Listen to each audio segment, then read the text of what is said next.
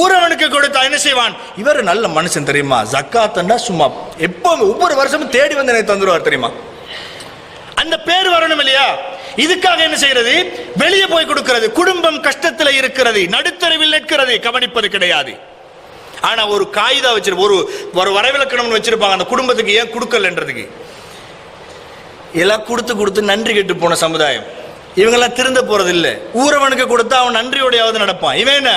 அப்ப நாங்க கொடுக்கிறது யாருக்கு? நன்றியோடு நடக்க வேண்டும் என்பதற்காக கொடுக்கிறேன். நன்றியோடு நடப்பதற்காக அல்லாஹ் கொடுக்க சொல்லுகிறான். நீ உண்மையாக கொடுத்தால் நன்றி உள்ளவனாக அல்லாஹ் தஆலா மாற்றி வைப்பான். நீ நன்றியோடு அவன் நடக்க வேண்டும் என்று கொடுத்தால் நீ கொடுப்பது எதற்கு தெரியுமா? முகஸ்துதிக்காக கொடுக்கிறாய். அடுத்தவன் பார்க்க வேண்டும் என்று கொடுக்கிறாய். உன்னை அடுத்தவன் புகழ வேண்டும் என்று கொடுக்கிறாய். அன்புள்ள இஸ்லாமிய உறவுகளே, சூரா மாயிதால அல்லாஹ் தஆலா சொல்லுகிறான், குல் லா யஸ்தவில் ஹபீஸ் வத்-தய்யிப் வலவ் அஜபக கஸ்ரத்துல் ஹபீஸ். நிறைய பாவமான காரியங்கள் உன்னை ஆச்சரியத்தில் ஆழ்த்திய போதிலும், மோசமானவைகள் உன்னை ஆச்சரியத்தில் ஆழ்த்திய போதிலும், நல்லதும் தீயதும் ஒருபொழுதும் சமமாக மாட்டாது. சில ஆட்களுக்கு பாவமான வழிகளில் சம்பாதிப்பது அல்லது இப்படியான அடுத்தவர்களுக்காக வேண்டி கொடுக்கக்கூடிய இந்த செயல்பாடுகள் என்ன செய்தென்றால் அவர்களுக்கு அதிகமான பிரயோசனத்தை கொடுக்குது. உலக ரீதியில, உலகளாவிய ரீதியில் அவர்களுக்கு பிரயோசனம் கொடுக்கிறது. மதிப்பு கிடைக்குது, சமூகத்தில் முன்னுரிமை கிடைக்குது, அவர்களை மக்கள் செல்வந்தன் என்றும் கொடுப்பவன் என்றும் பேசுகிறார்கள். இந்த பெருமைகளை எல்லாம் அவன் சொந்தக்காரனாக மாறிவிடுகிறான். அது உனக்கு ஆச்சரியத்தை தரலாம்.